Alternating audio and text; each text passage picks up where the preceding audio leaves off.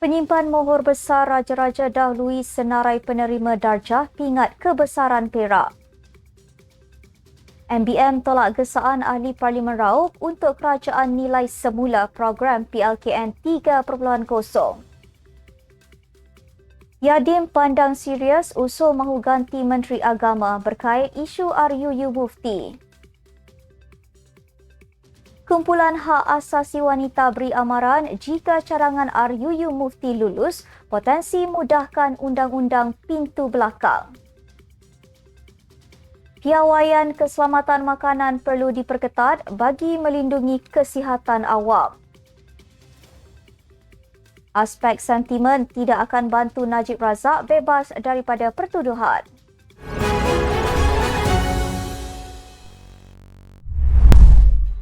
Penyimpan mohor besar Raja-Raja Tan Sri Said Daniel Said Ahmad mendahului senarai 213 penerima darjah kebesaran dan pingat sempena ulang tahun keputeraan Sultan Perak Sultan Nazrin Muizzuddin Shah. Said Daniel, 80 tahun, dianugerahkan darjah tertinggi negeri iaitu darjah Datuk Seri Paduka Mahkota Perak SPMP yang membawa gelaran Datuk Seri.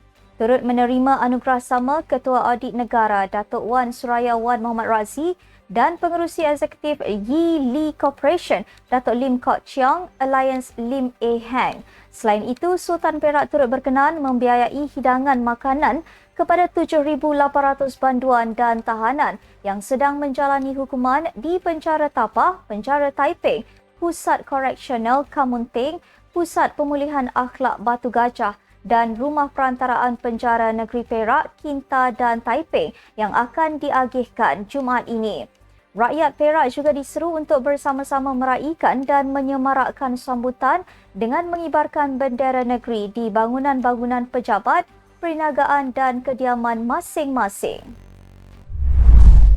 Majlis Belia Malaysia MBM menolak gesaan Ahli Parlimen Raub Chow Yu Hui supaya kerajaan menilai semula program latihan khidmat negara PLKN 3.0 kerana mendakwanya membazir.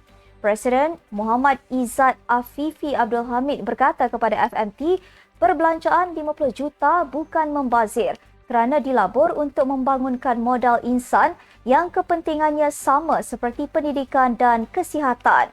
Katanya, kesan pembangunan modal insan mungkin tidak dapat dilihat hasilnya dalam masa terdekat tetapi pada masa depan. Bahkan, beliau merasakan peruntukan 50 juta sedikit dibandingkan kos sepatutnya dikeluarkan untuk melaksanakan PLKN secara menyeluruh.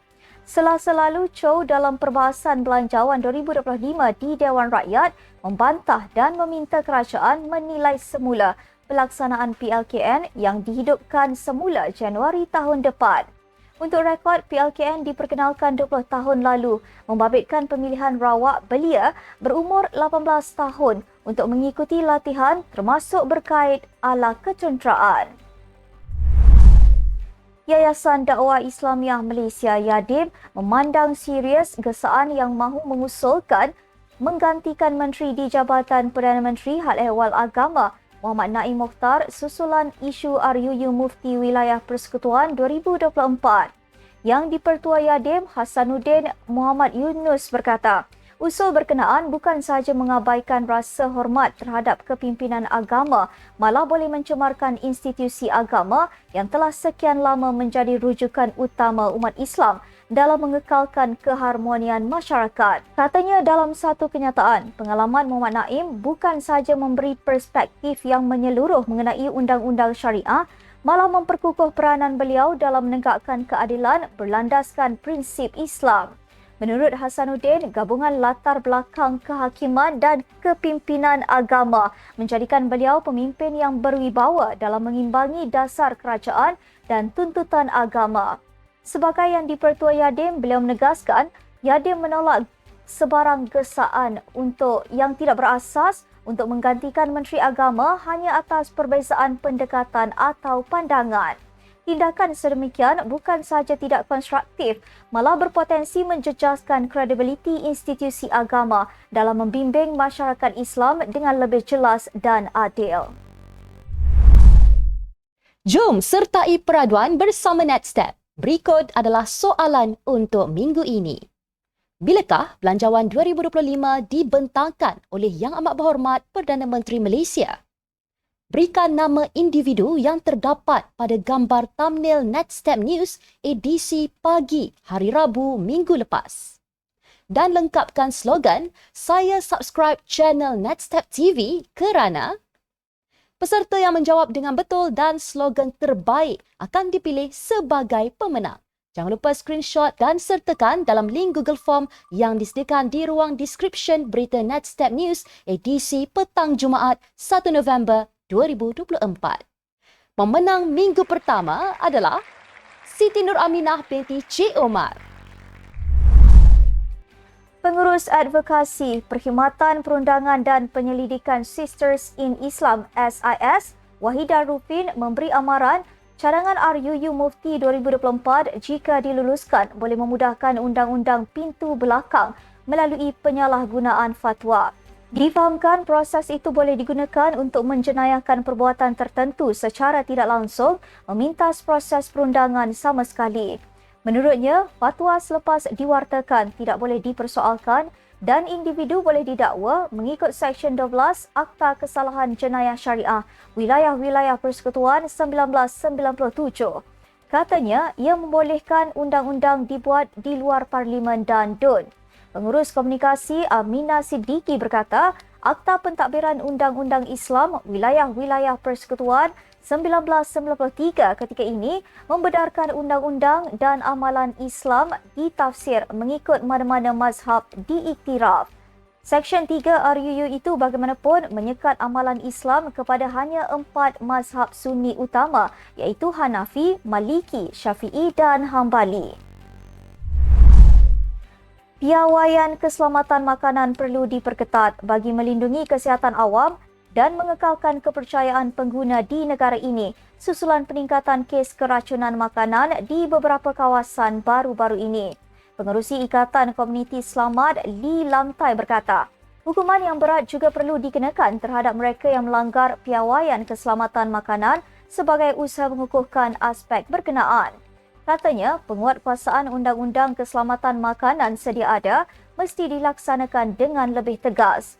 Beliau turut menggesa agar kursus pensijilan keselamatan makanan diwajibkan kepada semua pengendali makanan. Lee berkata, pengusaha makanan perlu dipertanggungjawabkan memantau kesihatan petugas mereka secara berkala serta mendidik pengendali tentang risiko bekerja semasa sakit kerana jangkitan dalam kalangan pengendali makanan boleh merebak dengan cepat kepada pengguna.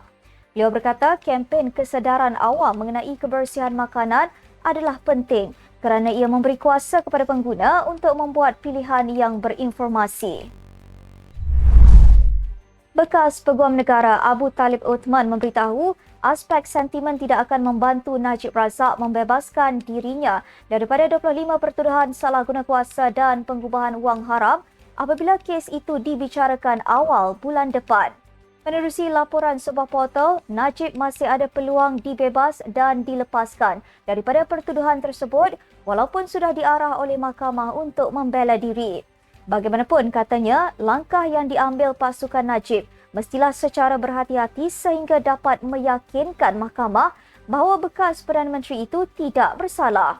Beliau yang berkhidmat sebagai Peguam Negara antara 1980 hingga 1993 berkata, hala tuju kes Najib akan bergantung kepada kekuatan bukti yang dikemukakan oleh pasukan pembelaan. Abu Talib menegaskan, bukti yang perlu dibawa mestilah bersifat komprehensif bagi menyanggah hujah daripada pihak pendakwaan. Najib pada 30 Oktober lalu diarah oleh Mahkamah Tinggi Kuala Lumpur untuk membela diri atas 21 tuduhan pengubahan wang haram dan 4 tuduhan salah guna kuasa melibatkan dana 1MDB bernilai 2.27 bilion. Sekian untuk edisi tengah hari ini. Ikuti perkembangan semasa isu-isu panas politik Malaysia setiap hari hanya di Netstep News. Jangan lupa untuk follow Facebook Netstep Malaysia dan subscribe YouTube Netstep TV. Netstep Malaysia bersama melangkah dengan yakin. Saya Asma Ismail. Assalamualaikum dan salam sejahtera.